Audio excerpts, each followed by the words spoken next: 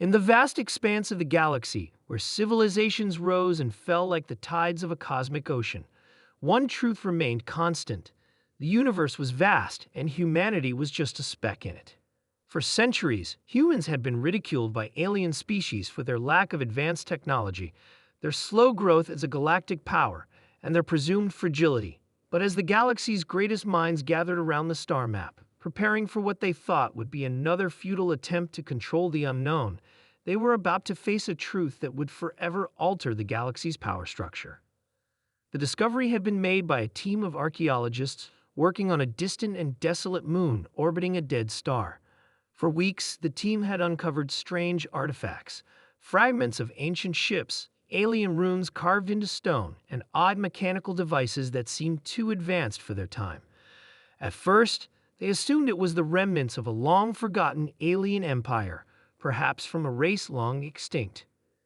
The fleet itself was hidden beneath the surface of the moon, a vast graveyard of ships covered in dust and debris. It seemed to be a relic of a war that had ended long before any known species had come to dominate the galaxy. The ships were enormous, their designs unlike anything the archaeologists had ever seen, sleek, angular, and yet somehow familiar. They could sense the power in these ships, but they lacked the ability to decipher their true significance. Soon the news spread across the galaxy, and the various galactic powers sent their finest scientists, military experts, and historians to inspect the find. The ancient ships were carefully uncovered, their massive forms towering over the teams that worked to investigate them. Their hulls were made of materials that defied conventional understanding, durable yet lightweight, resistant to time, corrosion, and the harsh conditions of space. But what truly baffled the experts was their sheer scale. These ships were far too advanced for the period they appear to come from. Could they have been built by the Drathians? One scientist postulated, a race known for their mastery of ancient technologies. Or perhaps the Xerthi? They were known to possess technology beyond anything we understand. No, another disagreed. These designs are nothing like those of the Drathians. The energy systems alone, they're beyond us even today. As days passed, they began to unravel more of the mystery. The ship's control systems were active, though dormant. Their AI, still functioning, began to respond to the team's signals. In one of the largest ships, the team found a massive central control room filled with glowing consoles. The room looked ancient, yet when powered on, it came to life, humming with an eerie resonance that sent chills down their spines. Then, the breakthrough came. A series of holographic messages appeared, flickering as they transmitted across the room, the language indecipherable at first. But the scientists soon realized that it wasn't an alien language at all. It was human.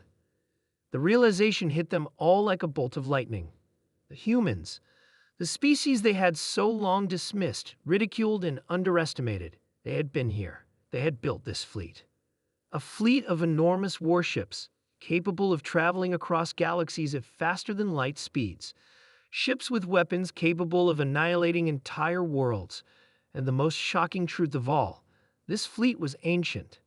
Long before humanity had ever reached the stars, they had once commanded fleets of unimaginable power. But something had caused them to vanish. Perhaps war, perhaps hubris. The history of humanity had been erased by time, its survivors scattered among the stars, their legacy forgotten. The aliens gathered at the sight of the fleet were in shock. Some, like the Zinter, a race of insectoid warriors, were skeptical. Impossible, one of their generals muttered, his mandibles twitching in disbelief. How could a species so primitive build this? We have never seen anything like it in the galaxy. But as the evidence mounted, denial turned to horror. The fleet was undeniably human-made. The markings on the ships, the designs, the advanced technology, it was all unmistakable. They had laughed at humanity for millennia, seeing them as nothing more than a species struggling to find their place among the stars. Now the galaxy's greatest powers had to reckon with the terrifying truth. Humanity had once ruled the stars.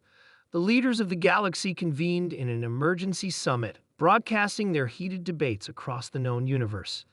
Their collective arrogance, their years of underestimating humanity, now seemed like the greatest miscalculation in galactic history. The fleet was alive again, and its creators had returned. No longer the weak, naive species they had once been. The humans had changed. They had endured wars, faced extinction, and rebuilt themselves. And now, they stood on the precipice of reclaiming their birthright. It was a mistake to ignore them, one of the council members, a member of the Valter race, admitted. We laughed at their early space probes, their fledgling colonies, their pitiful attempts at space warfare. But they were always far more than we realized. They're not just survivors, they're builders, architects of destruction and creation alike. The truth about the ancient fleet spread quickly through the galaxy, and a sense of dread gripped the hearts of every species that had once mocked humanity. The galaxy was about to learn an unforgettable lesson, one that had been hidden for millennia. Humanity was not a species to be ignored. They had always been a force of nature, a species capable of greatness. And now, they had the power to reshape the galaxy. The first human fleet arrived at the ancient shipyard months later, their ships sleek and modern, yet reminiscent of the ancient designs they had unearthed.